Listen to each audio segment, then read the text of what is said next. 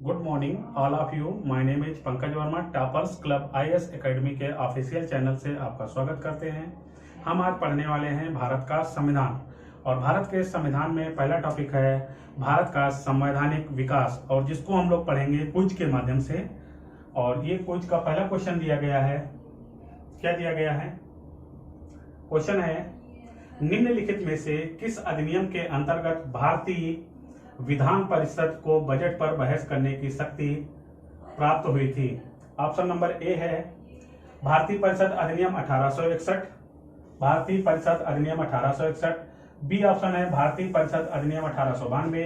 C option है भारतीय परिषद अधिनियम 1909, और डी ऑप्शन दिया गया है हमारा भारत शासन अधिनियम 1919। बताइए भाई, इसका आंसर क्या होगा?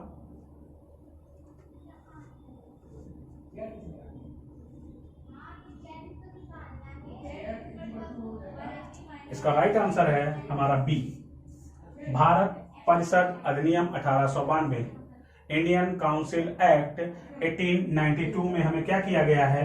पहली बार भारतीय विधान परिषद पर बजट पर बहस करने की, क्या कहा गया था इसमें?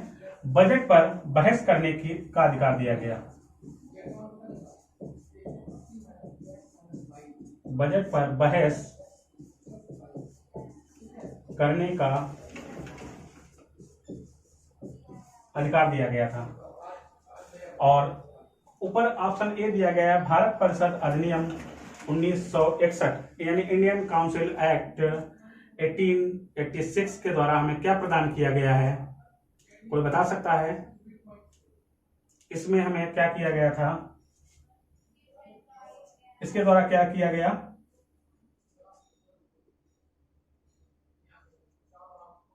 बताइए भाई। भारत परिषद अधिनियम 1861 के तहत हमें क्या प्रदान किया गया? अरे भाई मेरे, ऑर्डिनेंस यानी अध्यादेश जारी करने की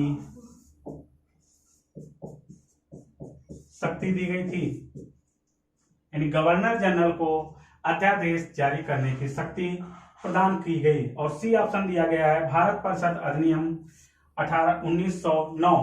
इसके द्वारा हमें क्या प्रदान किया गया? इसके द्वारा पहली बार मुसलमानों को सांप्रदायिकता के आधार पर पृथक निर्वाचन प्रणाली प्रदान कर दी गई।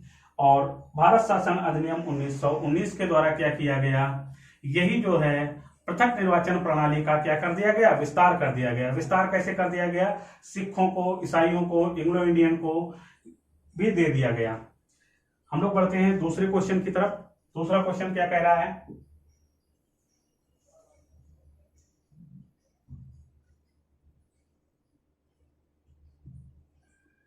दूसरा क्वेश्चन दिया गया है, संविधान सभा में सदस्यों का चुनाव कैसे हुआ था? ऑप्शन ए है सीधे जनता के द्वारा, ऑप्शन बी है भारतीय राष्ट्रीय कांग्रेस के नामांकन द्वारा, ऑप्शन सी है भारतीय राज्यों के शासकों के नामांकन द्वारा, और ऑप्शन डी है प्रांतीय विधानसभाओं के द्वारा। बताइए भाई, इसका आंसर क्या होगा? इसका आंसर है, बताइए, इसका आंसर है डी, प्रांतीय विधानसभाओं के द्वारा संविधान सभा के सदस्यों का क्या किया गया? चुनाव किया गया। बढ़ते हैं अगले क्वेश्चन की तरफ। आज का तीसरा क्वेश्चन है, निम्नलिखित में से किस अधिनियम में कलकत्ता में सर्वोच्च न्यायालय की स्थापना का प्रावधान किया गया था? ऑप्शन है ए रेगुलेटिंग एक्ट 1773 के तहत, ऑप्शन बी है पिट्स इंडिया एक्ट 1784, तीसरा है चार्टर एक्ट 1813, और डी ऑप्शन दिया गया है चार्टर एक्ट 1833 के द्वारा।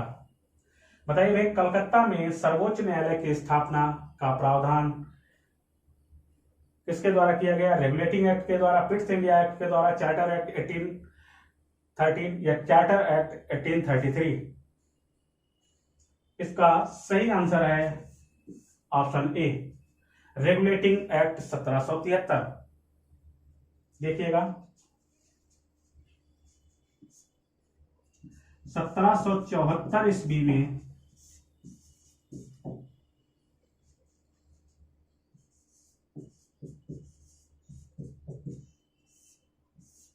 कलकत्ता में एक सर्वोच्च न्यायालय की स्थापना की गई।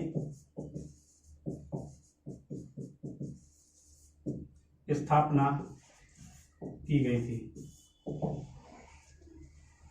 ऑप्शन ए क्या है? रेगुलेटिंग एक्ट के द्वारा, रेगुलेटिंग एक्ट में यह प्रावधान किया गया था कि जो है एक सुप्रीम कोर्ट की स्थापना कब की गई? 1774 ईस्वी कलकत्ता में सुप्रीम कोर्ट की स्थापना की गई। इसके मुख्य न्यायाधीश कौन हुआ करते थे? बताइए भाई। इसके मुख्य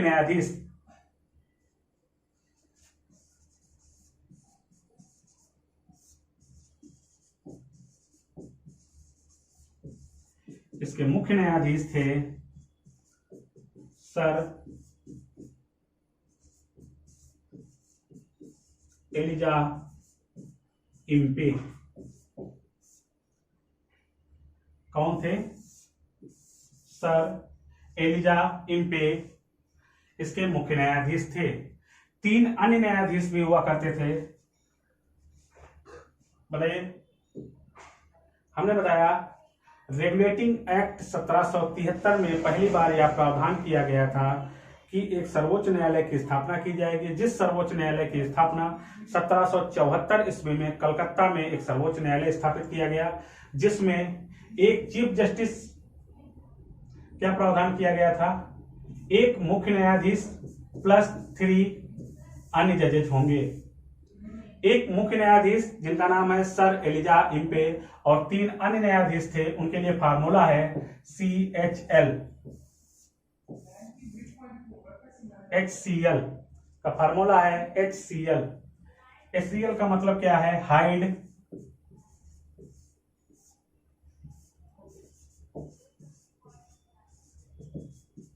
चैम्बर्स, और तीसरे थे जिनका नाम है लिमिस्टर। 3 अन्य न्यायाधीश थे हाइड, चैम्बर्स, लिमिस्टर। एक मुख्य न्यायाधीश सर एलिजा इम्पे, 3 अन्य न्यायाधीश हाइड, चैम्बर्स, लिमिस्टर। यह सर्वोच्च न्यायालय क्या सर्वोच्च था, या इसके ऊपर भी हम कहीं अपील कर सकते थे? जो कलकत्ता में पहली बार सर्वोच्च न्यायालय की स्थापना की गई थी, इस न्यायालय के विरुद्ध हम जो है कहां अपील कर सकते थे? प्रीवी काउंसिल में। प्रीवी काउंसिल में भी हम लोग क्या कर सकते थे? अपील कर सकते थे। ये प्रीवी काउंसिल कहां थी? लंदन में। ठीक है, बढ़ते हैं हम लोग अगले क्वेश्चन की तरफ। क्वेश्चन दिया गया है, केंद्र में द्वैध शासन किस अधिनियम के अंतर्गत स्थापित किया गया? केंद्र में, क्वेश्चन बहुत ध्यान से पढ़िएगा, क्या कह रहा है? केंद्र में द्वैध शासन किस अधिनियम के अंतर्गत स्थापित किया गया था? ऑप्शन ए है भारत सरकार अधिनियम 1909, भारत सरकार अधिनियम 1919, भारत सरकार अधिनियम 1935 और भारत सरकार अधिनियम 1947। बताइए भाई। बहुत अच्छा क्वेश्चन है, और ये क्वेश्चन बार बार एग्जामों में पूछा जाने वाला क्वेश्चन है। कभी कभी पूछता है प्रांतों में द्वैध शासन पहली बार कब लगाया गया। इसी क्वेश्चन को बदल के पूछ लेता है कि प्रांतों में द्वैध शासन कब समाप्त किया गया। तीसरा क्वेश्चन पूछता है केंद्र में द्वैध शासन कब लागू किया गया। बताइए भाई, इसका आंसर क्या होगा? केंद्र में द्वैध शासन लागू किया गया था हमारा भारत सरकार अधिनियम 1935 के द्वारा, यानी गवर्नमेंट ऑफ इंडिया एक्ट 1935 के द्वारा पहली बार केंद्र में द्वैध शासन व्यवस्था लागू की गई। सबसे पहली चीज क्या पूछ रहा है? द्वैध शासन। अगर हम बात करें कि द्वैध शासन का जनक किसे माना जाता है, क्वेश्चन है द्वैध शासन का जनक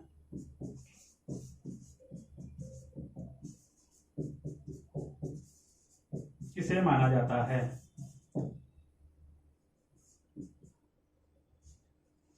बताइए भाई, इसका आंसर क्या होगा? द्वैध शासन का जनक किसे माना जाता है? द्वैध शासन का जनक हैं, कौन थे? लियो नील कार्टिस। द्वैध शासन के जनक थे लियोनील कार्टिस। और क्वेश्चन हमारा क्या है, केंद्र में द्वैध शासन किस अधिनियम के अंतर्गत स्थापित किया गया? भारत सरकार अधिनियम 1935। और इसी क्वेश्चन को दूसरे तरीके से पूछ ले कि प्रांतों में द्वैध शासन पहली बार कब लगाया गया? अगर पूछ ले प्रांतों में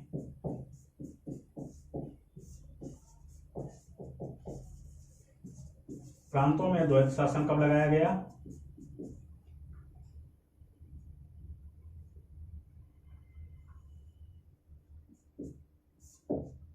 प्रांतों में द्वैध शासन तो लगाया गया भारत सरकार अधिनियम 1919 के द्वारा। अगर बात कर ली जाए प्रांतों में द्वैध शासन कब समाप्त किया गया,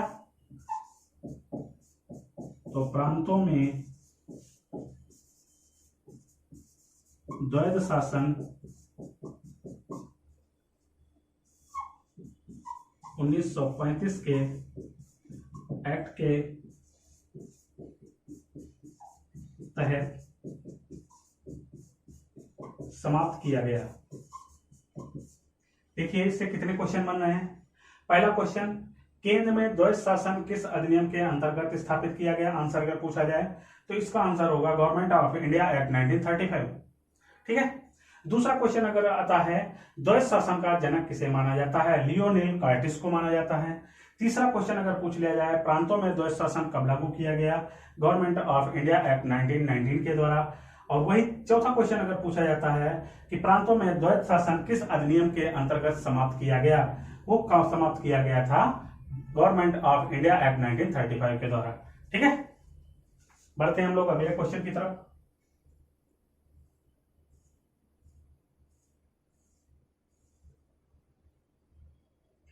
ये हमारा आज का अगला क्वेश्चन है। अगला क्वेश्चन क्या कह रहा है? बहुत अच्छा क्वेश्चन है। कैबिनेट मिशन योजना के अंतर्गत संविधान निर्मात्री परिषद में प्रत्येक प्रांत को आवंटित सदस्य संख्या निर्धारित करने के लिए एक प्रतिनिधि कितनी जनसंख्या के अनुपात में होता था? ये क्वेश्चन कई बार पूछा गया है, बताइए भाई। ऑप्शन ए है 8 लाख, ऑप्शन बी है 10 लाख, ऑप्शन सी दिया है हमारा 12 लाख और ऑप्शन डी दिया है 15 लाख। इसका आंसर क्या होगा, बताइए भाई। इसका सही राइट आंसर है option B 10 lakh. Cabinet mission योजना देखिएगा क्या कह रहा है। कैबिनेट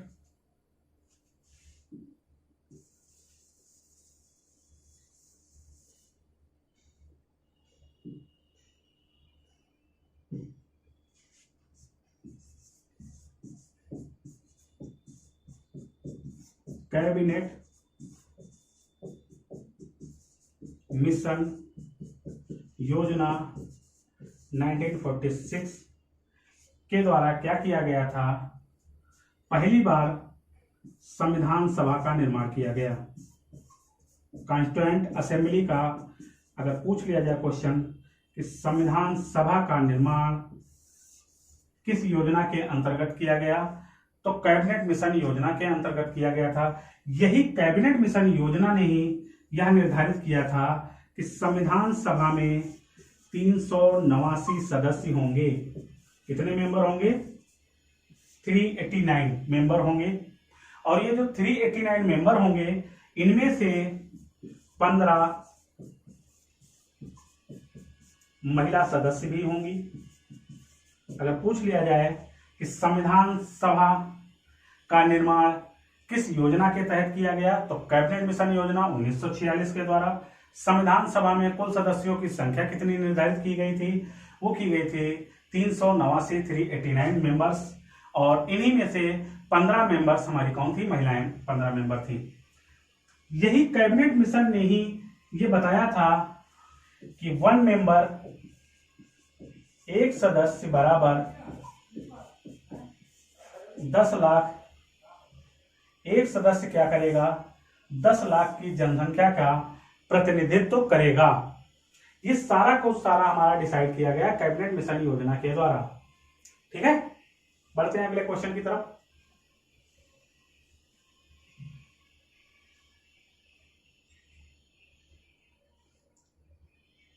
आज की क्विज का ये क्वेश्चन 6 नंबर क्वेश्चन है।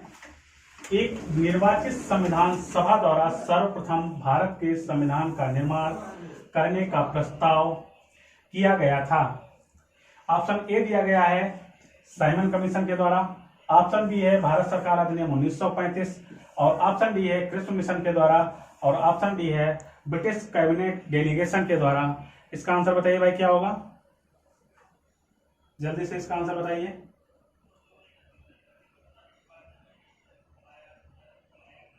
इसका आंसर है क्या है? क्रिप्स मिशन के द्वारा। क्रिप्स मिशन के द्वारा पहली बार क्या कहा गया था? भारत में संविधान का निर्माण करने का प्रस्ताव किया गया। पर कैसे? क्रिप्स मिशन भारत कब आया? यह भारत आया था 1942 में। क्रिप्स मिशन भारत आया था 1942 में। इसमें पहली बार यह कहा गया था कि भारतीयों के संविधान निर्माण के लिए एक संविधान सभा का निर्माण किया जाएगा। पर इस बात को जो है भारतीयों ने क्या कर दिया था? रिजेक्ट कर दिया था, इसे अस्वीकार कर दिया। इसके पीछे क्या लॉजिक था कि हम लोग मांग कर रहे थे कि एक संविधान सभा का निर्माण किया जाए जो संविधान का निर्माण करेगी। और पहली बार जो है क्रिप्स मिशन योजना के द्वारा ब्रिटिश सरकार ने यह स्वीकार किया कि हाँ, भारतीयों के लिए एक संविधान सभा होगी जो संविधान का निर्माण करेगी। तो इसको जो है भारतीयों ने अस्वीकार क्यों कर दिया? Anyone answer please. भारतीयों ने इसे अस्वीकार इसलिए कर दिया था, क्रिप्स मिशन के द्वारा यह कहा गया था कि सेकेंड वर्ल्ड वॉर में यानी द्वितीय विश्व युद्ध में भारतीय हमारा सहयोग करें। आफ्टर सेकेंड वर्ल्ड वॉर यानी द्वितीय विश्व युद्ध के बाद हम क्या करेंगे? भारतीयों के संविधान निर्माण के लिए एक संविधान सभा का निर्माण करेंगे, जिसका भारतीयों ने विरोध किया। कि आफ्टर सेकेंड वर्ल्ड वॉर क्यों? द्वितीय विश्व युद्ध के दौरान क्यों नहीं? इसी के पैरेलल क्यों नहीं?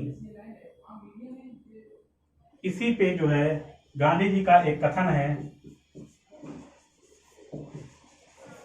गांधी जी ने, क्वेश्चन पूछा जाता है, गांधी जी ने पोस्ट डेटेड चेक को क्या संज्ञा दी? गांधी जी ने क्रिप्स मिशन को क्या कहा था? पोस्ट डेटेड चेक यानी उत्तर दिनांकित चेक कह करके इसे संबोधित किया था। बढ़ते हैं हम लोग अगले क्वेश्चन की तरफ। अगला क्वेश्चन है,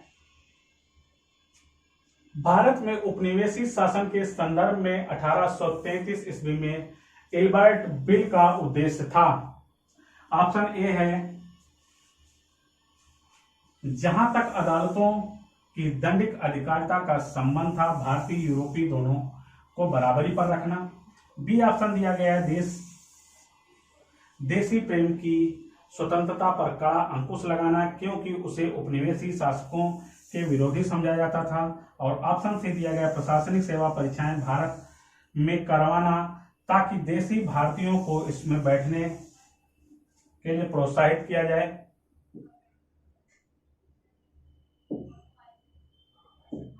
और इसका डी ऑप्शन क्या दिया गया है? डी ऑप्शन दिया गया है शस्त्र एक्ट में संशोधन कर देशी भारतीयों को रखने की अनुमति। बताइए भाई, इसका आंसर क्या होगा?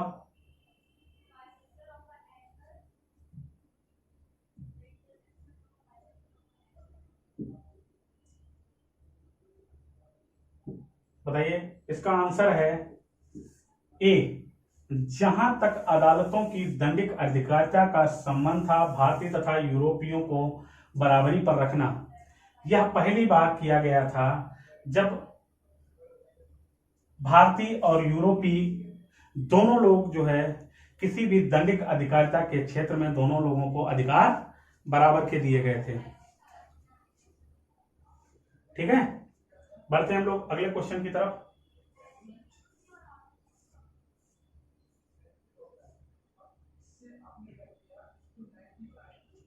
बहुत अच्छा क्वेश्चन है। राष्ट्रपति की अध्यादेश निर्गत करने की शक्ति प्रेरित है। ए ऑप्शन है भारत सरकार अधिनियम 1919, भारत सरकार अधिनियम 1935, भारत सरकार अधिनियम 1909 और भारत सरकार अधिनियम 1947 के द्वारा। क्वेश्चन को बहुत ध्यान से पूछिए, समझिएगा क्या कह रहा है। राष्ट्रपति की अध्यादेश निर्गत करने की शक्ति प्रेरित की गई। बताइए भाई, आप लोग इसका आंसर बताइए क्या होगा। Government of India act 1919, government of India act 1935, government of India act 1999 और गवर्नमेंट ऑफ इंडिया एक्ट 1947। किसके द्वारा राष्ट्रपति, किस अधिनियम के द्वारा क्या किया गया, राष्ट्रपति को अध्यादेश निर्गत करने की शक्ति। आंसर इसका है बी। आंसर क्या है इसका? बी आंसर दिया गया है। भारत सरकार अधिनियम 1935 के द्वारा राष्ट्रपति को अध्यादेश निर्गत करने की शक्ति प्रदान की गई। देखिएगा, ऑर्डिनेंस की जैसे बात है कि गवर्नर जनरल को अध्यादेश जारी करने की शक्ति कब प्रदान की गई, तो इंडियन काउंसिल एक्ट 1861 के द्वारा ऑर्डिनेंस जारी करने की शक्ति दी गई थी। और राष्ट्रपति को ऑर्डिनेंस जारी करने की शक्ति कहां, किसके द्वारा निर्गत की गई? गवर्नमेंट ऑफ इंडिया एक्ट 1935 के द्वारा। और प्रेजेंट टाइम, वर्तमान में अध्यादेश कौन कौन जारी करता है? हमारा प्रेसिडेंट यानी राष्ट्रपति जारी करता है और राज्यों में गवर्नर जारी करता है। बताइए भाई, जो राष्ट्रपति अध्यादेश जारी करता है वह किस आर्टिकल के थ्रू जारी करता है, किस अनुच्छेद के द्वारा जारी किया जाता है? और जो गवर्नर जारी करता है वह किस अनुच्छेद के तहत?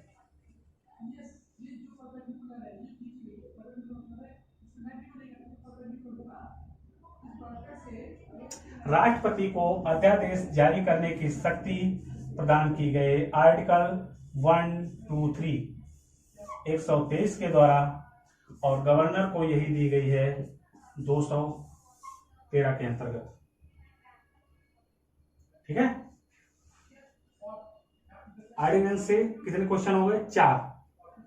पहला, अध्यादेश जारी करने की शक्ति गवर्नर जनरल को भारत परिषद अधिनियम 1861 के द्वारा। दूसरा क्वेश्चन, राष्ट्रपति को अध्यादेश निर्गत करने की शक्ति भारत शासन अधिनियम 1935 के द्वारा।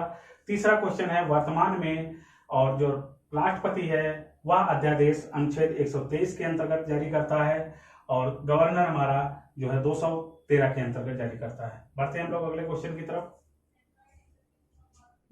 अगला क्वेश्चन दिया गया है, भारतीय विधान पालिका प्रथम बार द्विसदनी कब बनाई गई? बताइए भाई।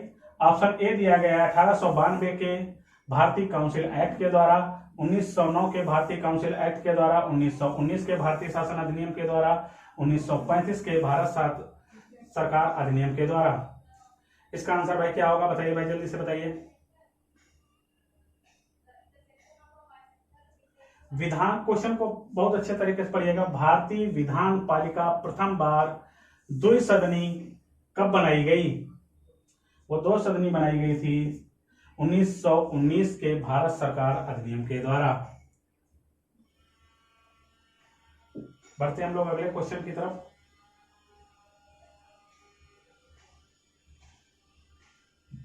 अगला क्वेश्चन दिया गया है, 1919 के भारत शासन अधिनियम की निम्नलिखित में से कौन सी प्रमुख विशेषता या विशेषताएं हैं? ऑप्शन ए दिया गया है प्रांतों की कार्यकारिणी सदस्यों में द्वैध शासन की व्यवस्था करना।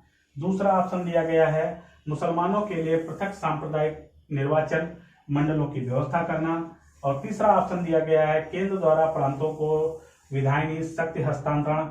निम्नलिखित कूटों के आधार पर सही उत्तर चुनिए। ऑप्शन ए दिया गया है केवल 1, ऑप्शन बी है केवल 2 और 3, ऑप्शन सी है केवल 1 और 3 और ऑप्शन डी है 1, 2, 3।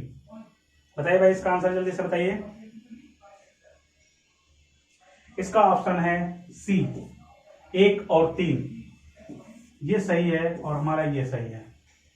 मुसलमानों के लिए पृथक सांप्रदायिक निर्वाचन मंडलों की व्यवस्था 1919 के तहत न कर करके किसमें की गई थी? 1909 के द्वारा की गई थी। 1909 में की गई, ना कि 1919 में। ठीक है, बढ़ते हैं अगले क्वेश्चन की तरफ। अगला क्वेश्चन दिया गया है निम्नलिखित में से किस एक अधिनियम ने भारत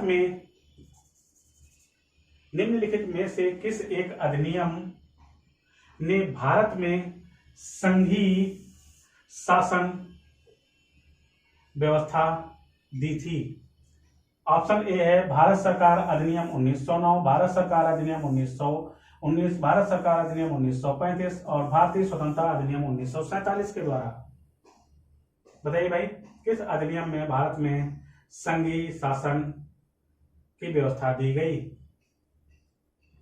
ऑप्शन इसका डी है भारत सरकार अधिनियम 1935 के द्वारा। बढ़ते हैं अगले क्वेश्चन की तरफ।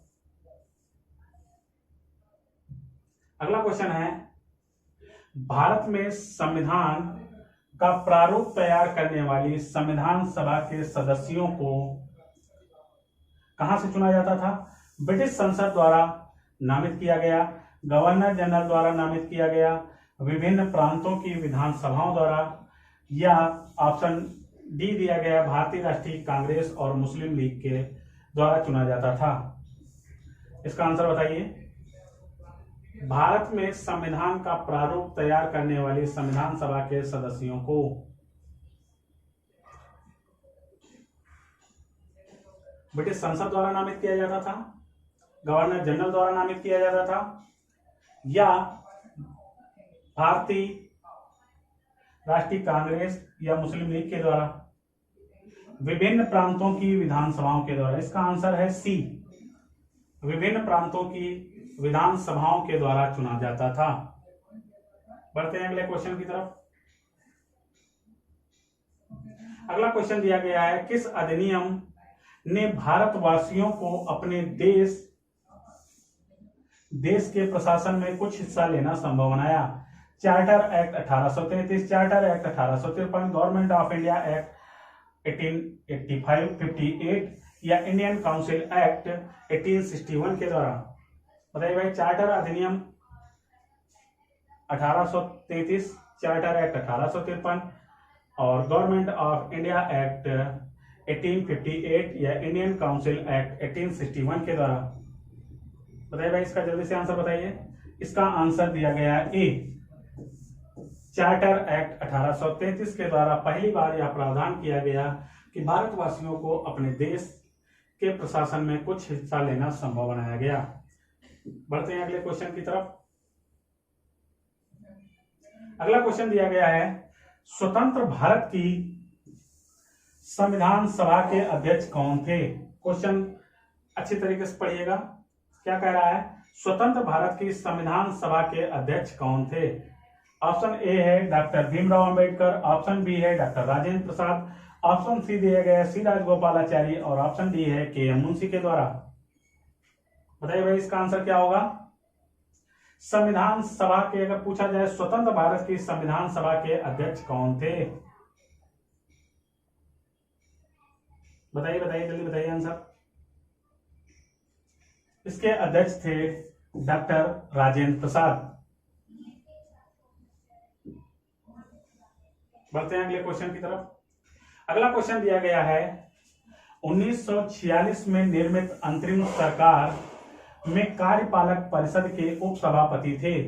ऑप्शन ए है जवाहरलाल नेहरू, ऑप्शन बी है doctor S Radhakrishnan, option C है सी राजगोपालाचारी और ऑप्शन डी है डॉक्टर राजेंद्र प्रसाद। बताइए भाई, इसका आंसर बताइए क्या होगा। इसका आंसर है ए, जवाहरलाल नेहरू के द्वारा। और बढ़ते हैं आज की क्विज का ये अंतिम क्वेश्चन है। क्या दिया गया है, संविधान सभा के चुने हुए स्थायी अध्यक्ष कौन थे। क्या पूछ रहा है, कॉन्स्टिट्यूएंट असेंबली में परमानेंट प्रेसिडेंट किसे नियुक्त किया गया। ऑप्शन ए है doctor B R Ambedkar, option B है doctor Sachchidananda Sinha, option C है डॉक्टर राजेंद्र प्रसाद और ऑप्शन डी है एस राधाकृष्णन। इसका आंसर जल्दी से बताइए भाई।